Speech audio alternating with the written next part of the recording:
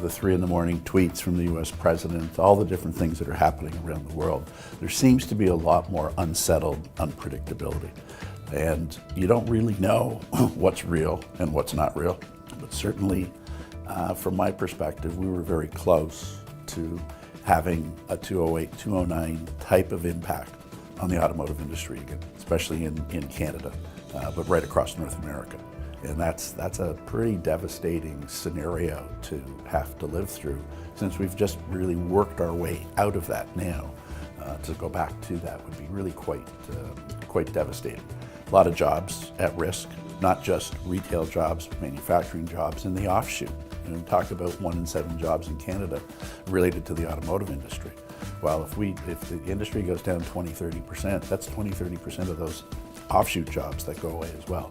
So it's a pretty significant bullet that we dodged. We haven't dodged all of it yet, but we've dodged the big pieces of it, and that's positive. But we can't sort of sit back and say, okay, we're out of the woods, because we're not yet. There still is a lot to go on. We haven't analyzed the document yet. There's a lot of stuff to sit back and say, okay, what could happen? Early indications are that we have dodged a bit of a bullet, but there's still some bullets in the gun. From a dealer perspective, there's been some paralysis. They're at the end of the chain, so they get wagged. They really can't wag up the chain all that much. So they're a franchise. They have to really do what the brand does. The brand really has to do what the industry is doing. So they're right down at the bottom. They have significant investments. The brands are still pushing for those investments. My advice to them has been to, and it has been for a couple of years now, is to really hunker down. Take a look at your expenses. Understand what is actually making you money and what is spending money, and try to take the spend away and focus on investing where it's going to give you a good return. A lot of the dealer groups and a lot of the good dealers are operating that way. We've had 7 or 8 really good years. Profits have been pretty high.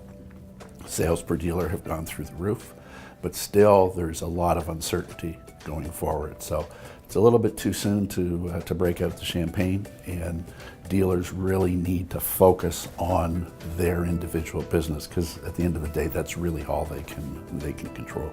Well, when you start hearing the possibility of plants closing down and things like that, that's pretty serious stuff.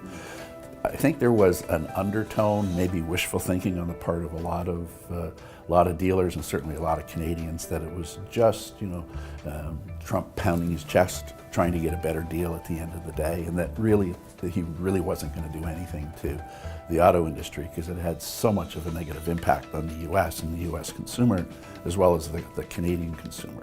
So there was that, he's not going to go there, it's not going to happen. Wishful thinking, maybe. So what they were focusing on, or should have been focusing on, is their own individual business, and trying to maybe slow the pace of growth a little bit till matters became a little bit more certain, or escalate and take advantage of an opportunity. Some felt that this was an opportunity. There were dealers in 2009 that went out and purchased tons of inventory because they felt it was an opportunity. Dealers are risk takers. They're good entrepreneurs. So depending on what your appetite is, you had a different view of this particular thing. But by and large, I think there was some wishful thinking that said, this can't possibly happen. It's just so devastating that cooler heads are going to prevail and reality is going to set in, and we're going to get some sort of a deal to move forward, which is, at the end of the day, largely what's happened. But we start talking about the 25% tariffs and all of that sort of stuff. That was doomsday scenario. That had huge implications on consumer cost, vehicle cost, where manufacturing is going to be. Are some major manufacturers who manufacture in Ontario going to basically pull up their plants, disassemble them, put them together in the U.S. so that they comply with the rules? Because a lot of the vehicles that we produce are sold in the U.S. My personal impression is that our negotiation team did a spectacular job. There was something that's happening in the U.S. called midterm elections. And Trump did not want anything that was going to impact his ability for the Republicans to keep the majority. And this was a big deal. So there was pressure on his side to get a deal done. And I think Canada used that to their advantage. They stuck to their guns, and I give them full credit to say, okay, this is important to us, and we're not going to sign a bad deal. No deal is better than a bad deal. And I think they stood up to Trump in many ways and ended up with a pretty good framework on the surface with a few snippets that have been released. I think they've done a pretty good job and represented us very well, represented the industry very well. You have a situation where dealers are franchisees.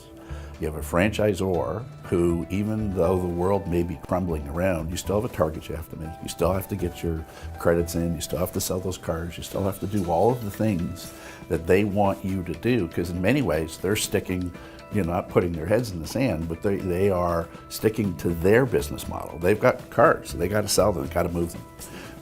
So day-to-day business was a pretty good distraction through all of this stuff, but at least control what we can control. They have no control over whether Canada and the U.S. negotiations, what brands are going to do, whether they're going to stay, whether they're going to pull out of the country or whatever. They have no control over that, but they can control what they've got on the ground today, deal with the people that they've got, make sure that their HR complement is correct, make sure they're in the right businesses, and that's what, by and large, they did.